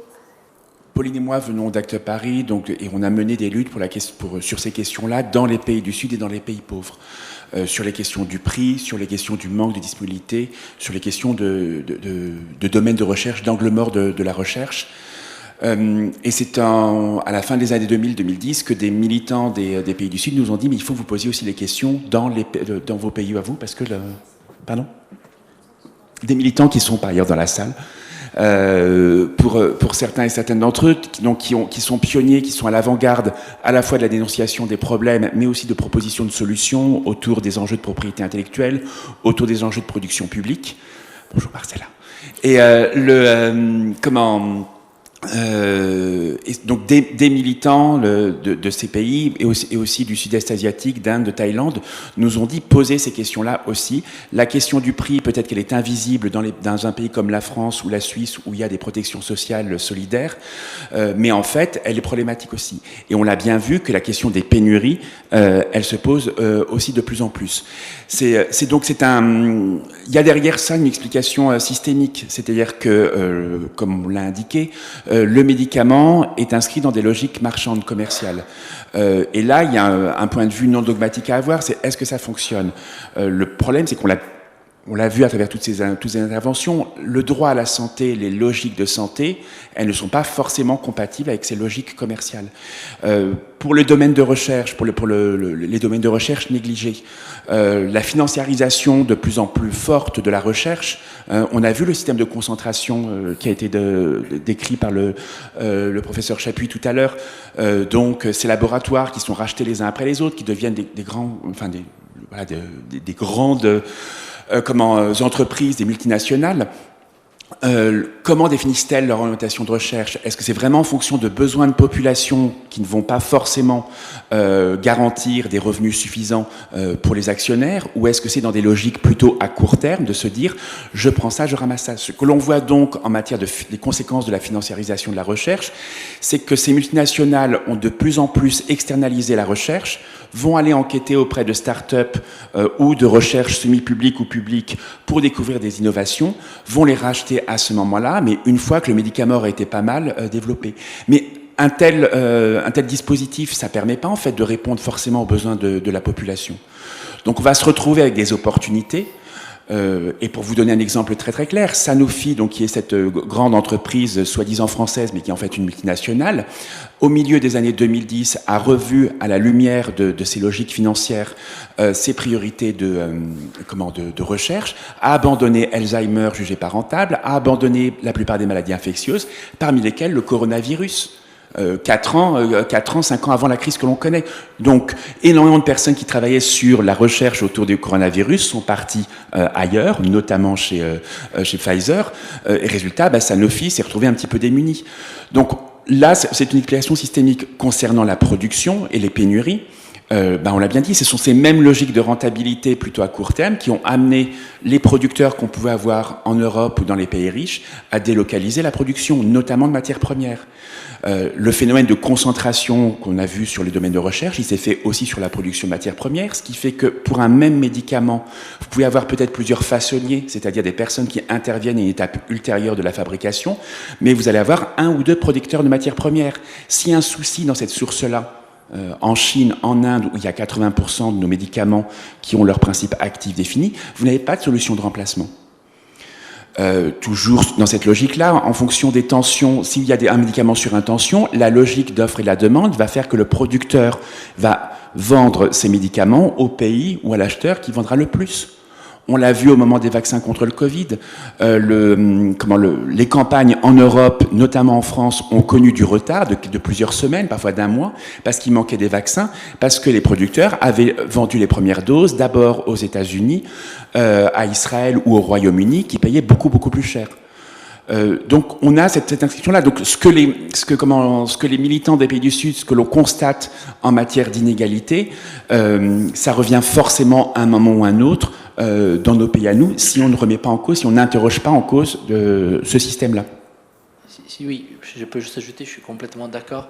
Et en gros, pour résumer, il faut imaginer que tout ce qui concerne le médicament est lié vraiment à l'aspect commercial, en gros. Les problèmes sont liés à des aspects commerciaux. C'est peut-être parce que qui produit le médicament décide qu'il ne faut pas trop investir sur ce médicament-là, il faut délocaliser la production de médicaments, par exemple, ou, c'était l'exemple que j'avais apporté, ou parce que c'est des médicaments qui sont plus chers et donc plus rentables, et dont il faut investir un peu plus à produire ça, à réduire la production d'autres médicaments. Non, il ne faut pas imaginer que, parce qu'on est en Suisse, on n'est pas touché, on ne va pas être touché par ça, on était déjà touché. Moi, je crois que c'est un problème, au moins pour l'oncologie, vraiment sous-estimé. Souvent, on se focalise sur les coûts des médicaments très innovatifs, des derniers médicaments, et parfois, on oublie un peu qu'on est extrêmement dépendant de cette entreprise privée qui, en gros, décide un peu au niveau commercial, ne décide pas avec des autres vrais facteurs. Pour ajouter un point dont on n'a pas forcément parlé jusqu'ici de cette façon, en fait, on constate une augmentation du prix des médicaments depuis une dizaine d'années, et il y a eu un tournant qu'on situe à peu près en 2013-2014, autour de l'arrivée en Europe des traitements contre l'hépatite C, des nouveaux traitements. Et en fait, on constate depuis ce moment-là vraiment une explosion, une dynamique d'explosion du prix des nouveaux médicaments. C'est-à-dire que les firmes pharmaceutiques qui négocient le prix d'un médicament avec un État, donc on a l'exemple en France évidemment, mais aussi en Suisse, et bien on se rend compte que ces prix sont de plus en plus élevés. Donc en 2014, le prix des médicaments contre l'hépatite C commercialisés était, pour un traitement de 3 mois, à 56 000 €. Ensuite, on a eu certains médicaments contre le cancer commercialisés pour plusieurs centaines de milliers d'euros donc dans les années qui ont suivi. Et on a eu l'exemple récent qui a été tout à l'heure mentionné par Jérôme. En 2019, un traitement contre une maladie rare commercialisé pour 2 millions d'euros l'injection. Et il y a de nouveaux traitements qui devraient être commercialisés à des montants aussi élevés. En fait, nous, ce qu'on dénonce, et ce qu'on a dénoncé déjà il y a 10 ans autour du traitement contre l'hépatite C et du prix, c'est que si on ne réinjecte pas du rationnel dans la fixation du prix des médicaments avec des critères objectifs, eh bien rien ne pourra stopper cette explosion du prix des médicaments. Et le problème, c'est que cette explosion du prix des médicaments, elle a un impact aujourd'hui. Je vais prendre l'exemple de la France. En fait, en France, on a une diminution des prix qui sont des dépenses qui sont allouées aux hôpitaux, par exemple aux hôpitaux publics. Donc, on demande constamment au personnel soignant, enfin, les personnels soignants sont en sous-effectif par rapport aux besoins. On demande constamment de couper des dépenses nécessaires à une prise en charge de qualité des personnes, si bien que des praticiens hospitaliers en France, depuis plusieurs années, disent que leur prise en charge des patients est une prise en charge dégradée. Donc, c'est-à-dire que, c'est vraiment les praticiens hospitaliers qui alertent là-dessus, qui disent on ne peut pas traiter les personnes de façon éthique, en suivant les recommandations de bonne pratique, on ne peut plus le faire. Donc cette question-là a été documentée par le Conseil consultatif national d'éthique en France, cette question du prix, de l'accès pour les Français aux innovations thérapeutiques. Et on se rend compte que si ces prix-là, si on ne répond pas à cette question de l'augmentation du prix des nouveaux médicaments, eh bien, on ira vers une prise en charge vraiment dégradée des personnes à travers une réduction des dépenses pour d'autres postes de santé essentiels, mais également parce que le système de santé ne pourra pas couvrir 2 millions d'euros le traitement pour un nombre important de personnes. Donc c'est aussi la prise en charge universelle qui est remise en cause par ces prix des médicaments, et si rien n'est fait, ça va poser de sérieux problèmes au système de santé. Merci pour ces réponses. Est-ce que, alors je vais remonter sur la scène. Merci pour ces réponses. Donc, est-ce que le débat est ouvert aussi avec la salle? Est-ce que des personnes veulent prendre la parole? Bonsoir. Merci beaucoup pour ces présentations. Ma question est sur l'insuline. Elle est peut-être basée sur des idées fausses. Alors, si jamais les idées sont fausses, je serais ravi de le savoir. Il me semble que pour un certain nombre d'insulines qui fonctionnent bien, les brevets sont échus maintenant. Ce qui, pour moi, veut dire que la recette est libre et que n'importe quel laboratoire peut l'utiliser librement. J'ai vu dans votre présentation que de produire un flacon d'insuline, ça coûte 3 francs. Alors, qu'est-ce qui manque pour apporter l'insuline à tous les gens qui en ont besoin? Merci pour votre question. Oui, sur la quasi-totalité des insulines, il n'y a plus de brevets. Mais ce qu'on voit, c'est vraiment le rôle de cette concentration du marché. Et donc, pour des nouveaux entrants, les barrières d'entrée sont énormes. Parce que ce qu'on voit, c'est toute la chaîne, que ce soit les médecins, les leaders d'opinion, les associations de patients, sont tous, d'une manière ou d'une autre, liés à ces fabricants, que ce soit les congrès ou d'autres choses. Et ensuite, c'est de dire, les insulines biosimilaires, il y a des fabricants qui fabriquent en Chine, en Inde, en Pologne, en Russie, et on a malheureusement cette vision de dire, mais moi je veux pas ce qui est produit en Chine, en Inde, ou je veux ce qui est produit au Danemark, aux États-Unis ou en Allemagne. Donc il y a pas mal de barrières par rapport à cette entrée sur le marché. Et surtout, ce qu'on voit, c'est que ces petits fabricants sont dans un cercle vicieux, parce que la plupart de ces fabricants n'ont pas d'autorisation de mise sur le marché dans des pays riches. Et donc, ils n'arrivent pas à utiliser toute leur capacité de production. Donc, ils fabriquent, la plupart d'entre eux, à plus que 3 francs. Donc, ils n'arrivent pas à concurrencer les prix des grands fabricants. Ils sont vraiment dans un cercle vicieux qui va au-delà, je dirais, du simple prix, mais aussi de cette perception des prescripteurs et des utilisateurs d'insuline. Donc, c'est vraiment difficile. On espère qu'il y aura de nouveaux entrants dans ce marché, mais c'est un marché très concurrentiel qui est vraiment dominé par 3 fabricants.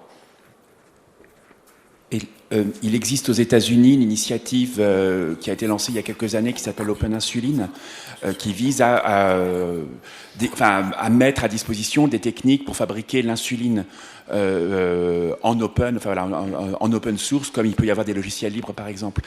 Au niveau scientifique, technologique, les choses avancent, mais la grosse inconnue, c'est effectivement le modèle économique, c'est-à-dire à la fois les barrières réglementaires. Alors soyons clairs, la question réglementaire de sécurité, des bonnes pratiques, c'est très très important, mais le gros souci, c'est que l'application, par exemple aux États-Unis, mais aussi en Europe, en France, n'est pas adaptée au modèle économique des entreprises. Donc ce modèle-là actuel va favoriser les grandes entreprises qui ont beaucoup de moyens pour payer aux États-Unis, par exemple, la FDA. Et donc, des petites initiatives comme celle d'Open Insuline qui n'ont pas forcément l'argent derrière, est-ce que économiquement ça peut marcher? Voilà, on attend de voir, c'est sur la voie, mais c'est un gros souci. Donc, vous avez raison, le brevet, la propriété intellectuelle, c'est un vrai souci de l'accès, mais ce n'est pas le seul. Donc, la concentration de marché, les questions réglementaires et de leur application en fonction du niveau économique des producteurs, c'est aussi d'autres entraves à ce droit à la santé, à l'accès universel au traitement. Et juste pour rebondir là-dessus, c'est aussi cet élément de fabrication. Se dire qu'à l'Université de Genève, on peut fabriquer de l'insuline, mais c'est quelques millilitres. Là, ce qu'on a besoin, c'est des hectolitres. Et ce que l'industrie pharmaceutique a bien réussi, surtout dans le domaine d'insuline, c'est à échelle. Si vous êtes jamais à Strasbourg, donc c'est juste en dehors de Strasbourg, il y a un fabricant d'insuline, c'est des bâtiments mais énormes qui font, je dirais pas l'Expo à côté, c'est tout petit. Donc c'est vraiment cette échelle de production et cette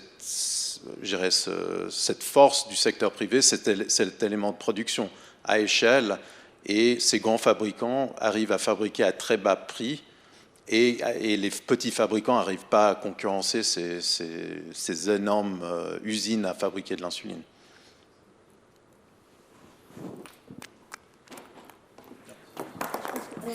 Il y a une question aussi. Bonjour. Je voudrais savoir si vous pouvez commenter, au-delà des déterminants commerciaux de l'accès aux médicaments, en parlant plutôt des déterminants politiques, probablement d'accès aux médicaments. En vous donnant un exemple, je pense que ce n'est pas au hasard qu'en Suisse, en oncologie, on peut prescrire la dernière molécule pour traiter un cancer, parfois avec un bénéfice minime.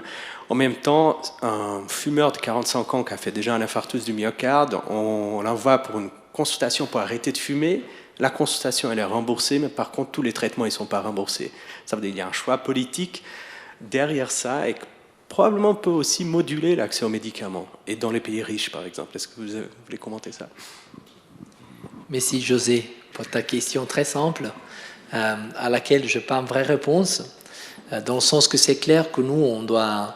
Pour moi, notre rôle, c'est de dénoncer, entre guillemets, ce qui nous croit, ce qui ne va pas, essayer de travailler avec qui clairement a des rôles différents de nôtres pour essayer de changer ça. Mais c'est clair, je suis d'accord avec toi, il y a un choix politique. On peut même, je ne vais pas discuter de le fait qu'il y a des médicaments aussi à laquelle on a, qui sont, je vais lui dire ça, sont remboursés, mais ils ne sont pas dans la liste des médicaments à laquelle on peut accéder à travers des articles de la loi, qui fait que après c'est l'assurance qui accepte pas la prise en charge de médicaments, se retrouve avec deux personnes, deux voisins qui ont deux assurances différentes dans la même ville, un qui arrive à accéder aux médicaments et l'autre qui n'arrive pas à accéder aux médicaments. C'est une aberration. Donc je suis d'accord qu'il faut que nous on dénonce un peu, c'est que ça ne va pas, mais après il faut au niveau politique arriver à changer ça. Mais là je n'ai pas la réponse de comment on peut le faire.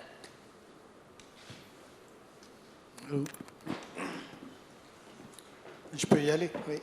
Allez-y. Ok, ma question, elle va aller pour la trypanosomiase, parce que mon père fait partie de la première promotion d'infirmiers du centre de formation de la brigade d'hygiène mobile et de prophylaxie de Bobo-Dioulasso.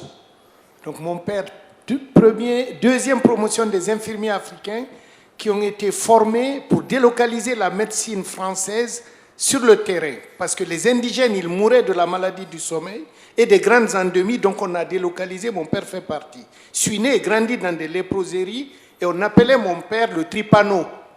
Donc, c'est intimement lié. Et je suis vraiment très touché de ce que vous venez d'expliquer et de me rendre compte que la maladie du sommeil était traitée par l'arsenic. Mon père est mort en 2009, il est venu en Suisse. Donc, ce monsieur, il a vu et que c'est tout dernièrement encore qu'on peut arriver à traiter cette maladie. Il se pose deux questions. La première, c'est la question du modèle économique. Le modèle économique qui a été transféré dans ces pays, qui a permis de découvrir ces maladies, c'est un modèle économique marchand. Mais dans ces pays, c'est que les gens oublient, c'est que c'est des sociétés non marchandes et que la maladie et tout le système, même public, est non marchand. Aujourd'hui, on a quand même deux créneaux. Le créneau de la coopération, le créneau du transfert de technologie, et ces médicaments, donc les brevets ne sont plus valables, donc on peut tout à fait les produire.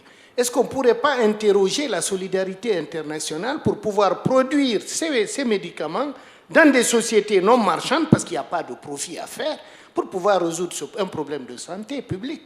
Voilà un peu ma question. Est-ce que vous avez exploré ça? Bon, je vais essayer d'y répondre. C'est vrai que pour la première partie de votre remarque, j'avais en tête les films de Jameau des années 20, dans la lutte de ces grandes endémies de la maladie du sommeil. Il faut savoir qu'à l'époque, et à l'époque de votre père, c'était une maladie, peut-être il y avait des endroits au Cameroun ou en Afrique centrale ou en Afrique de l'Ouest où jusqu'à 30% de la population était infectée et allait mourir de cette maladie. Et finalement, les principes de contrôle qui ont été mis en place dans les années 20, notamment par Jameau, ils sont encore actifs, encore maintenant. Ce principe de dépistage systématique des villages où il y a de la transmission. Maintenant, pour répondre à votre deuxième question, j'ai un peu noyé le poisson là, avec la première partie, parce que c'était plus facile de commenter. La deuxième partie, il y a eu dans les années 90 de multiples tentatives par l'OMS et appuyées ensuite par MSF de délocaliser la production de l'efflornithine dans les pays du Sud, en Égypte, en Inde, au Zimbabwe. Et malheureusement, mais peut-être la technologie à l'époque, dans les années 90, l'Afrique a énormément évolué et maintenant dans les années 2020. Peut-être cet effort pourrait être tout à fait répliqué. Maintenant, la technologie est présente, mais maintenant, disons, on arrive un petit peu au bout du chemin avec la maladie du sommeil. Je pense que si on était dans une situation où il y a encore 10 à 100 000 cas par an, je pense que ce que vous avez dit, élaboré comme scénario, serait totalement valide. Maintenant, on a moins de 300 cas rapportés par an. On a une vision d'élimination, voire d'éradication, en tout cas élimination complète de la transmission. Je pense que on a maintenant les outils médicamenteux. Ils sont disponibles gratuitement via ces accords avec Sanofi. Vous me direz, mais pourquoi Sanofi fait ça? Mais parce que c'est quand même bon pour l'image et ça représente, j'ai calculé hier, un 10 millième du chiffre d'affaires du groupe Sanofi, ce qui est donné pour la maladie du sommeil en termes de médicaments et d'aide à l'OMS pour les programmes. Donc c'est évidemment une goutte d'eau pour ces compagnies. C'est clair que c'est des médicaments qui sont utilisés que pour ça. Il y a zéro marché, soit pour le médicament, soit pour la maladie dans les pays du Nord, donc zéro perspective de profit. Donc je pense que l'avenir, c'est ce que vous avez décrit, c'est d'avoir un maximum de production décentralisée dans les pays qui sont affectés par les maladies. Je pense que pour la maladie du sommeil, c'est trop tard parce qu'il n'y a plus assez de cas, on est proche de l'arrêt de la transmission. Mais pour d'autres maladies, ce que vous avez dit est parfaitement valide. Ce que j'ai entendu dans votre intervention, c'était aussi l'idée de production non marchande. Enfin, c'était pas que la délocalisation, c'était aussi production non marchande, parce qu'il n'y a pas d'argent à se faire. Et moi, comme raisonnement, ça me paraît très important à garder en tête, que ce soit dans ce type de situation-là. Enfin, vous avez bien dit que c'était pas l'exemple pour la maladie du sommeil n'était pas forcément applicable à tout, mais il y a quand même cette idée-là derrière, et on peut aussi la transposer, ce principe-là, aux problèmes qu'on peut rencontrer dans les pays riches. L'amoxicilline pédiatrique, donc, dont les pénuries frappent les pays un peu partout. Que nous disent les industriels très très souvent, c'est que notamment pour l'amoxicilline, c'est plus très rentable. Novartis, donc l'amoxicilline en France, c'est une filiale de Novartis, c'est Sandoz, et depuis 1 an, Novartis évalue, voir si ça serait pas plus intéressant de se débarrasser de Sandoz, de le revendre, parce que finalement, les médicaments de Sandoz sont pas super intéressants. Mais en fait, si c'est pas intéressant pour vous, dans ce cas-là, laissez les autres produire, et laissez notamment des productions publiques le produire. Il y a quelque chose de très très pragmatique à voir ici aussi, en fait. Et dans le cas du médicament qui était au cœur de votre intervention, il ne faut pas oublier qu'il y a quand même eu dedans, entre MSF, les échecs de négociation de MSF il y a 20 ans et aujourd'hui, il y a eu DNDi qui a assuré quand même ce filet de sécurité à chaque fois, à chaque investissement de Sanofi. Donc on pourrait tout à fait imaginer que ça se fasse aussi avec d'autres producteurs en fonction de la complexité de la fabrication de la molécule. D'autant plus que c'est non marchand, et autant donné que c'est non marchand, c'est dans des sociétés non marchandes, donc l'éthique de ces sociétés permettent de produire ces médicaments. Et je vais aller plus loin. On met 0,7% dans l'aide au développement. Le canton de Genève, ici je calcule, on peut mobiliser 20 millions de francs par an qui partent à l'aide au développement. C'est un créneau à ouvrir par rapport à la production sur place de ces maladies, des médicaments pour ces maladies négligées, dont personne ne s'en occupe, mais qui déciment l'Afrique de manière très, très discrète. Personne ne sait, mais toutes ces maladies que vous avez montrées, l'ankylostomiase, le pian, toutes ces maladies, elles n'ont pas disparu, non. Elles n'ont pas disparu du tout parce que mon père a arrêté de travailler dans les années 70 parce qu'on est devenu socialiste et qu'on a supprimé le service des grandes endémies. On l'a remplacé par l'UNICEF. Donc, la médecine préventive qui a été mise par le colon pour protéger les indigènes a été remplacé par des systèmes internationaux pour amener des politiques nationales. Comme les Africains n'ont pas pu s'adapter à ces politiques nationales, l'Afrique meurt à travers ces maladies qui sont aujourd'hui considérées comme des maladies négligées. Donc il y a une porte qui s'ouvre là, un boulevard. Comme vous le dites, il y a la technologie, il y a les moyens qui est le créneau de l'aide au développement, il y a le transfert de technologie, et ça part dans une société non marchande. Donc il n'y a pas de profit à se faire. Voilà, je vous remercie pour votre éclairage. Une autre question Oui. Oui. Alors, merci beaucoup d'abord à tous les intervenants pour les remarques. Il y a un élément qui m'a particulièrement interpellé, c'est le fait de payer à double, voire à triple. C'est-à-dire, on investit en tant que gouvernement pour la recherche. Et j'ai travaillé pour le gouvernement suisse, Covid Task Force, groupe vaccination. Je pense que le Covid, c'est un exemple, un bon exemple. Et dans une discussion avec une collègue diplomate colombienne, elle a aussi dit un gouvernement comme la Colombie investit aussi, par exemple, dans un mécanisme comme COVAX pour la recherche, pour ensuite avoir accès à un produit qui est tellement intense en cold chain, donc chaîne de refroidissement, que finalement, c'est compliqué pour l'implémentation dans un pays. Et dans une conférence assez intéressante, j'avais une personne de MVV, donc Medicines for Malaria Venture, qui ont présenté un peu leur mécanisme, ça reprend un peu le modèle économique pour pallier à cette difficulté, où pour des médicaments, surtout pour des maladies négligées, tropicales négligées, ils essayent de faire un projet qui est basé sur l'implémentation. Donc ils pensent d'abord à l'implémentation. Qu'est-ce qui est le prix maximal qu'on peut payer pour ce médicament? Qu'est-ce qui sont les exigences au niveau de chaîne de refroidissement ou autres, pour ensuite aller vers la production. Donc ils donnent plus ou moins si on est déjà dans l'esprit de Noël, les vœux de Noël avant, et puis c'est la recherche qui fait son travail. Est-ce que ça, c'est un modèle que vous avez peut-être aussi dans le DNDi? C'est un modèle qui peut pallier à cette difficulté?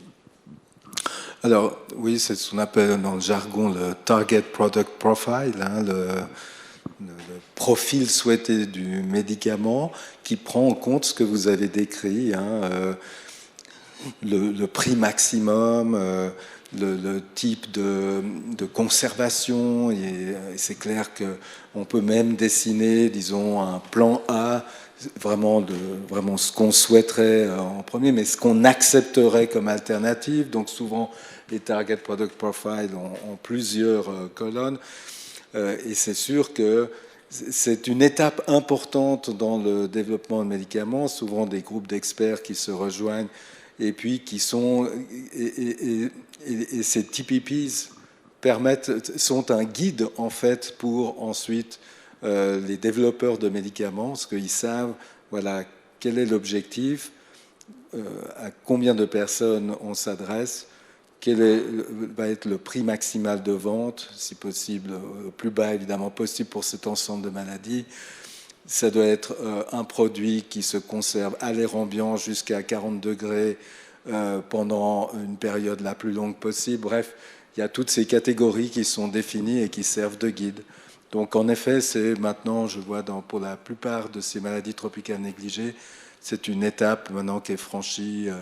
Oui, ça a été fait pour la maladie de Chagas, ça a été fait pour les leishmanioses viscérales, etc. C'est une étape importante.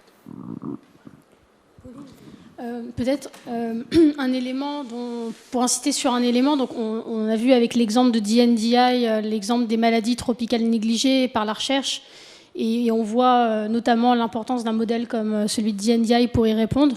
Mais je pense qu'il faut vraiment saisir, et c'est vraiment ce qu'on a essayé de faire avec le livre, c'est de comprendre que le modèle actuel de recherche et développement ne permet pas de répondre aux besoins de santé des populations, même en dehors de maladies tropicales qui touchent un nombre très restreint de personnes. Par exemple, les femmes sont négligées par la recherche biomédicale depuis toujours. Donc, des traitements, je pense aux antirétroviraux contre le VIH, il y a eu dans les années 2000, au début des années 2000, des associations de lutte contre le sida qui ont dénoncé le fait qu'au sein des essais cliniques, il n'y avait pas suffisamment de femmes dans ces essais et que les antirétroviraux qui étaient développés étaient sur la base d'une posologie qui répondait plus à des hommes, à morphologie masculine, etc. Et donc, on se rend compte qu'il y a des populations négligées, alors que c'est des populations, que c'est la moitié de la population mondiale, par exemple. Un autre exemple dont on n'a pas parlé, mais dont on parle beaucoup dans le livre, c'est la question de la résistance aux antibiotiques de nombreuses bactéries. Et l'OMS estime que c'est une des pires menaces pour le XXIe siècle, la question de la résistance aux antibiotiques. Donc on se rend compte, et c'est d'ailleurs l'OMS qui le dit, le pipeline de nouveaux antibiotiques est à sec, le pipeline de recherche et développement.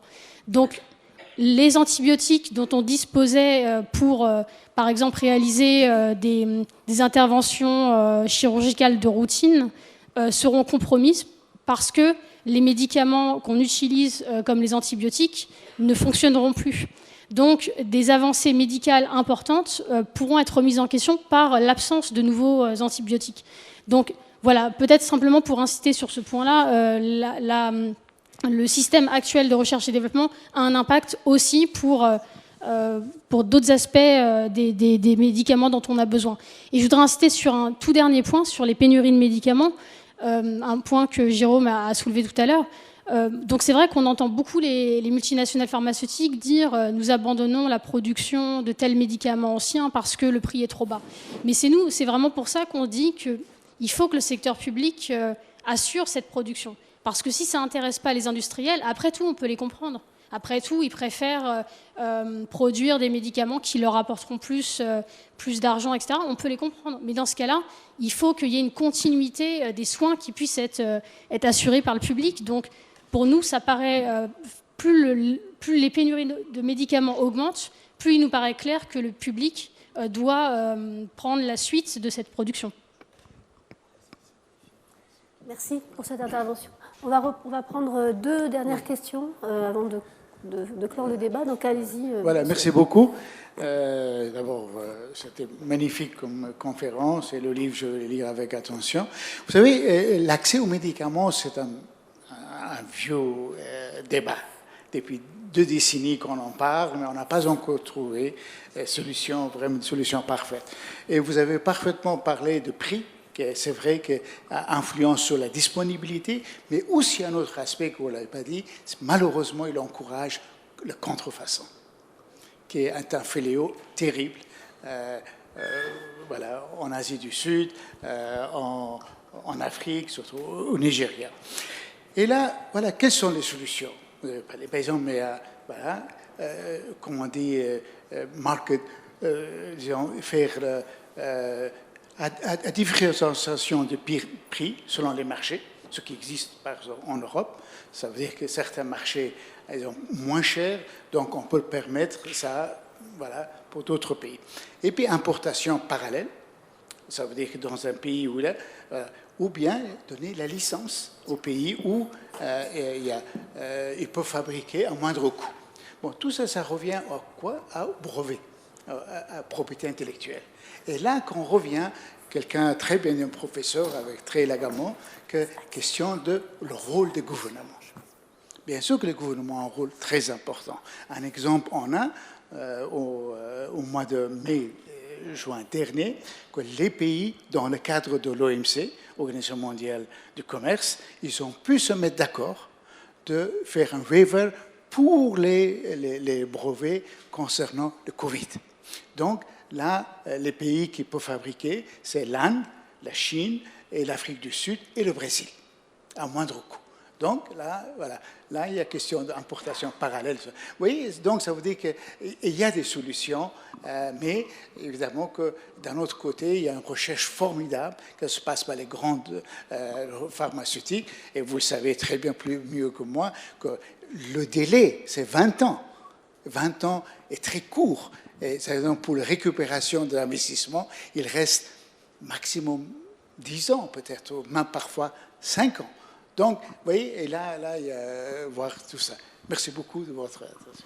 Ouais, si je peux juste ajouter, souvent on parle de prix et de retour pour l'industrie pharmaceutique. Il faut juste rappeler que souvent quand je pose des questions, pourquoi le prix c'est assez cher, la réponse que j'ai, c'est parce que ça coûte beaucoup pour développer les molécules. Mais c'est pas vrai, dans le sens que c'est vrai que ça coûte beaucoup, mais c'est une petite partie de tout le coût. La moitié de l'argent que l'industrie pharmaceutique paye, c'est pour l'advertisement. Donc, ça, il faut dire aussi, c'est l'advertisement qui coûte beaucoup pour essayer le plus possible de diffuser l'info et de vendre le plus possible. Et plusieurs précisions. Ce que vous indiquez comme étant donc un grave problème de santé dans les pays où l'accès au traitement n'est pas assuré, donc les médicaments sous standard, des faux médicaments, c'est effectivement quelque chose qui est très important, mais la cause principale reste quand même le fait que l'accès au traitement effectif n'a pas lieu. Donc c'est déjà traiter la cause principale de l'égalité dans l'accès au traitement, ça serait aussi une réponse au problème que vous soulevez. Et d'autre part, pour nous, ce point-là doit être abordé avec vraiment de précision. Le terme de contrefaçon que vous utilisez est un terme effectivement lié à la propriété intellectuelle. Mais le problème que vous mentionnez est un problème de santé publique. Donc le souci, c'est sous-standard, faux médicaments. Pourquoi c'est important? Tout simplement parce qu'une confusion est entretenue sur ce sujet-là, notamment pour discréditer l'utilisation de génériques. On l'a vu, nous, dans la lutte contre le sida. Pour donner un exemple, il y a 12 ans à peu près, où c'était fin des années 2000, des médicaments produits, donc des génériques d'antirétroviraux contre le sida, contre le VIH, produits en Inde à destination de la Tanzanie, où donc c'était parfaitement légal au vu des dispositions nationales en Inde et en Tanzanie, sont passés au moment du transport à Amsterdam. Et là, une application qui n'était pas encore prévue, mais du droit international sur la contrefaçon, a fait que des douaniers ont décidé de saisir ce stock au nom de la lutte contre la contrefaçon, mais pas du tout au nom d'un problème de qualité des médicaments. Donc on a vraiment intérêt sur cette question-là à être très très précis dans les termes autour de ça. Merci. J'ai une très brève question. Donc, J'ai une très très brève question, et probablement un peu naïve, mais finalement, est-ce qu'il y a des initiatives de production publique de certains médicaments? L'exemple de l'insuline est vraiment celui qui me frappe le plus. 100 ans, je trouve, enfin voilà, c'est très frappant. D'ailleurs, merci pour vos présentations à tous, qui étaient passionnantes. Mais est-ce qu'il y a des initiatives de fabrication publique de ces médicaments? Est-ce que c'est la solution? Et est-ce qu'il y a des freins à ça? Et quels sont-ils? Est-ce que c'est les conflits d'intérêts? Est-ce que c'est la volonté politique? Est-ce qu'il y a d'autres freins? Mais finalement, l'exemple de l'insuline m'a vraiment frappé sur la durée. J'espère que dans 20 ans, on ne sera pas encore là en train de parler de la même chose. Donc la question, c'est quelles sont les solutions que vous voyez en fait à ça? Parce que le diagnostic a l'air assez clair, malheureusement. Merci pour votre question. J'espère aussi, dans 20 ans, que je ne vais plus devoir faire cette même présentation. Il y a une certaine réflexion. Il y a une fondation basée aux États-Unis qui va établir une fabrication, on ne va pas dire publique à 100%, mais où la fondation va fournir un peu le risque, financer le risque, et ensuite faire un transfert de technologie d'un fabricant en Inde. Mais ça va prendre du temps. On ne fabrique pas une usine qui va fabriquer de l'insuline en une semaine. Ensuite, il y a tous les aspects réglementaires et c'est compliqué. Donc, pour moi, à court terme, on n'a pas le choix. Il faut faire face à cette domination du marché par 3 fabricants. Et comment est-ce qu'on utilise les gouvernements pour combler ce vide, que ce soit de subventionner ou de trouver des moyens pour travailler avec le secteur privé. Et en parallèle, je dirais, quel rôle pour la société civile pour faire monter cet élément et de changer un peu cette réalité. Mais à court terme, je ne vois vraiment pas de solution. À moyen, long terme, il faut espérer que d'autres fabricants rentrent sur le marché, que ce soit d'autres fabricants privés ou qu'on trouve un modèle hybride pour concurrencer et changer fondamentalement ce marché. Mais malheureusement, on fait face vraiment à des fabricants qui contrôlent toute cette chaîne que je vous ai présentée, de l'élément d'innovation jusqu'à l'utilisation pour vraiment vendre leurs produits sur un marché très concurrentiel et très difficile à rentrer dedans. Et peut-être pour compléter là-dessus, on a l'exemple du Brésil qui produit publiquement de nombreux médicaments. Et l'une des difficultés pour le gouvernement brésilien, pour tout ce modèle de production publique, c'est que, je vais vous donner un exemple, il y a eu de la production publique d'un diagnostic, d'un test PCR sur l'hépatite C du laboratoire commercialisé par le laboratoire Abbott. Le gouvernement brésilien, ou plutôt l'Institut Fiocruz Biomanguinhos, ont décidé de développer à un prix beaucoup plus bas le même test de façon publique parce que le prix d'Abbott était vraiment trop élevé. Ils ont fait tout ce travail de réglementation, d'homologation, de production du réactif, etc. et aussi de répartition des plateformes PCR et des réactifs sur tout le territoire brésilien. Et en fait, au moment où ils ont fait ça, Abbott s'est aligné sur le prix du laboratoire public et a même proposé un prix légèrement inférieur. Donc ensuite, au niveau du gouvernement brésilien, il y a eu des débats internes sur est-ce qu'on paye le réactif légèrement plus cher du laboratoire Abbott ou est-ce qu'on continue de financer celui que nous, on produit publiquement. Et donc, c'est ça aussi qui peut tuer la production publique et rendre très très difficile la production publique et sa pérennité d'une certaine façon. Merci beaucoup. Cette conférence débat s'achève. Merci pour la richesse de ces interactions entre le public et les intervenants et pour ces discussions passionnantes. C'est vrai que ces discussions ont permis vraiment de comprendre à quel point les stratégies commerciales l'emportent en matière de politique du médicament et que l'accès aux médicaments est devenu complètement tributaire de ces stratégies et qu'il échappe, il est pris dans des enjeux qui échappent complètement à la question de la santé. Et donc on peut rebondir sur l'introduction du professeur Antoine Flahault sur la question du bien commun, de la santé comme bien commun. Qu'est-ce que ça veut dire de replacer, de repenser la santé comme un bien commun? C'est, je pense, une question qui est entre les mains de tout le monde et qui peut peut-être mûrir dans l'esprit de chacun d'entre nous et de tous ceux qui sont présents ici pour pouvoir essayer de repenser cette question qui est fondamentale. Voilà, merci beaucoup. Donc je vais remercier aussi la direction du développement et de la coopération suisse pour son soutien à cet événement. Je remercie tous les intervenants pour avoir participé, ainsi que les auteurs de Combien coûtent nos vies, qui se sont déplacés à Genève afin de discuter de cette thématique. Je remercie l'Université de Genève, les hôpitaux universitaires de Genève et le Geneva Health Forum pour avoir permis la co-organisation de cet événement. Et je remercie tout particulièrement Éric Comte, David Béran et Marina Jacquinot pour le travail de coordination.